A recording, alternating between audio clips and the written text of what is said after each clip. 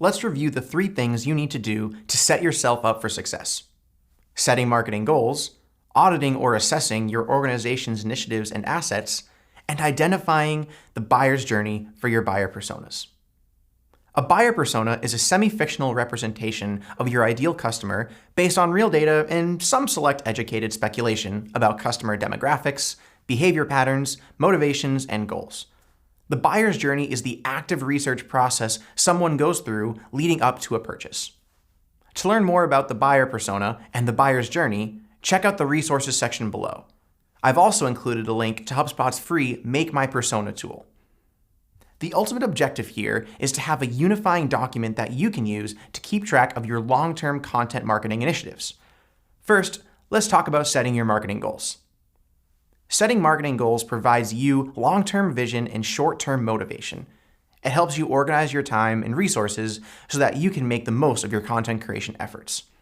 Each piece of content created for a marketing initiative should be tied to a goal that is also directly related to the overarching goals of the organization. Alignment like this creates purpose and focus with each piece of content that you create. Let's take a second to think about this. Assume your company's quarterly customer goal is 100 new customers. You also know the number of leads needed to generate 100 new customers is 250 website leads, and that the number of unique website visits needed to generate 250 website leads is 1,500.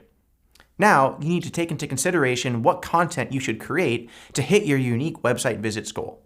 Each goal you set should be a SMART goal. SMART stands for specific, measurable, attainable, relevant, and timely. A potential SMART goal example could be increase monthly unique website visitors from 1,000 to 1,500 by the end of this year. The second step in creating a long-term content plan is auditing or assessing your organization's initiatives and assets. Your audit will consist of 2 parts. First is a content audit to organize and evaluate your current assets. And second is an event-based audit to account for upcoming activities or events your business plans to host. Let's begin with the content audit. Your goal with the content audit is to identify all of the assets your business uses to attract and engage your audience. Your goal here is to identify gaps or opportunities in the content your business is currently using to help turn your audience into customers. And while your entire business may be creating and using this content, understanding and organizing it is generally a function of your marketing department. There comes a point for every marketer who has been generating content for a while when they realize they have no idea where all of their content is or how much they actually have. Content has likely been created by you or your predecessors for a long time. However, it's possible content has also been created by other individuals in the marketing department or from subject matter experts on other teams, and is scattered just about everywhere. By doing your content audit, you'll be able to identify resources that you already have, which could save you hours of content creation time in the future.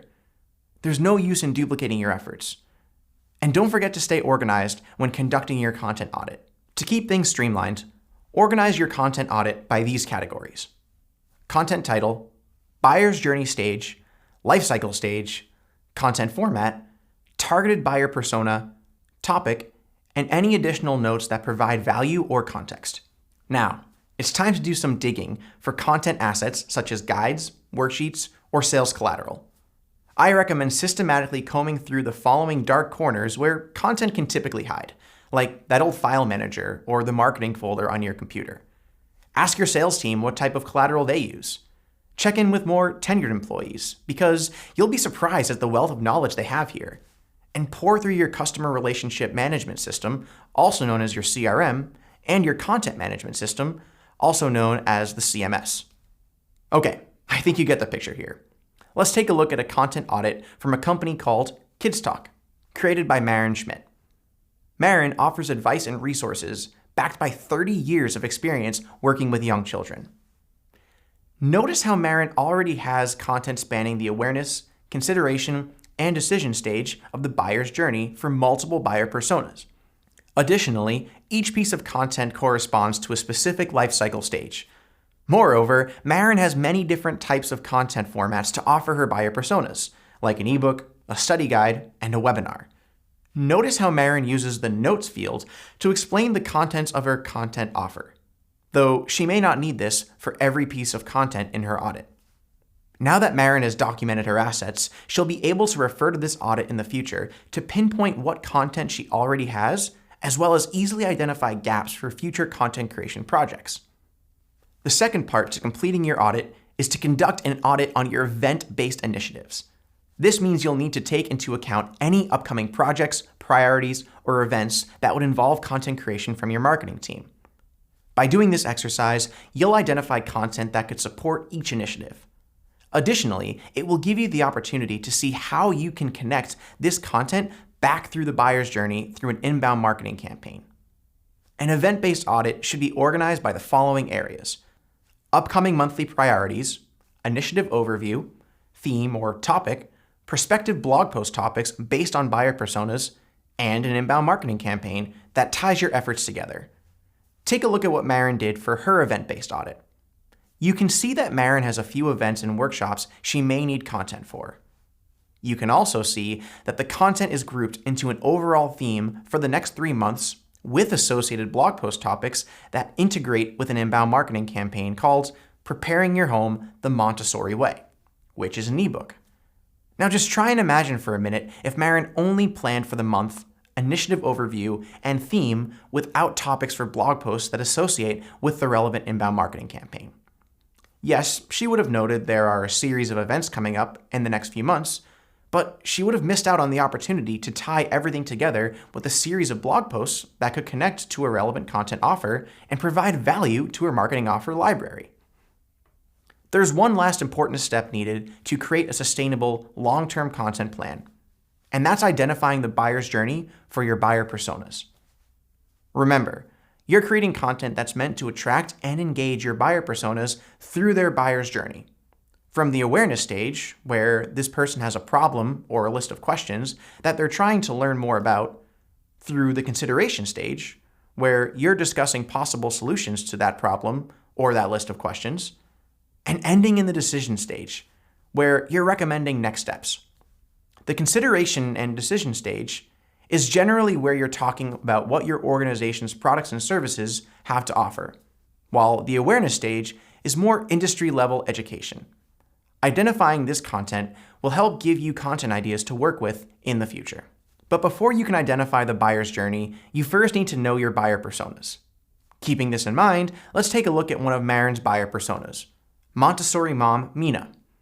Here's an overview of Mina as a buyer persona. Mina is a working professional, a married woman, and a devoted mother of at least one child under the age of 6. Mina generally skews female, is between the ages of 28 and 35, and lives in an urban environment. She also has a bachelor's degree and earns around $60,000 a year. Mina wants to understand child development and do what's best for her children, understanding how to set limits for behavior, and have effective communication tools to use with her kids. Mina's challenges are that her children won't listen, and she has to deal with tantrums, all of which overwhelm her as a parent. Marin knows that Mina looks to her friends for suggestions on solutions they use with their children. However, Mina's resourceful, and she uses Google to find answers to problems that she's looking to solve. Great! Now that you know who Mina is, let's take a look at what her buyer's journey might look like in a little bit more detail. To start, you know it's important for Mina to do what's best for her children. So, how about an awareness stage ebook, which offers a list of parenting problems you can avoid? This is something that would bring value to Mina's search. Once Mina's been educated on parenting problems to avoid, she might be looking for even more content.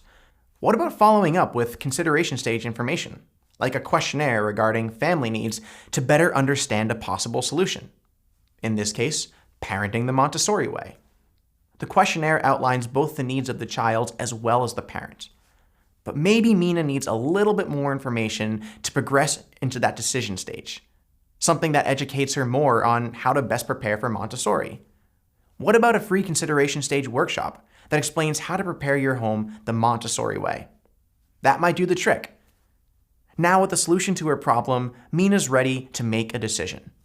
What about offering Mina a 1-hour strategy consultation to discuss the next steps for her child and Montessori? That could be a helpful service to offer Mina. And that's an example of a complete buyer's journey. It's important to note that the buyer's journey is ever evolving. The more you learn about your buyer personas, the more you'll be able to refine and grow their buyer's journey resources over time. But it starts with first identifying content needed to complete the buyer's journey, which you can then plan out over the course of a year to keep your content creation sustainable.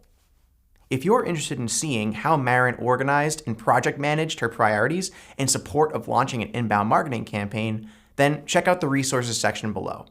I've included a link to Marin's long-term content planning worksheet. It's in the form of a Google spreadsheet. In this way, you can use it as a template if you don't already have a long-term solution for planning your content creation efforts. And that's it. Now you have a high-level overview of what's needed to set your business up for success with planning an effective long-term content strategy.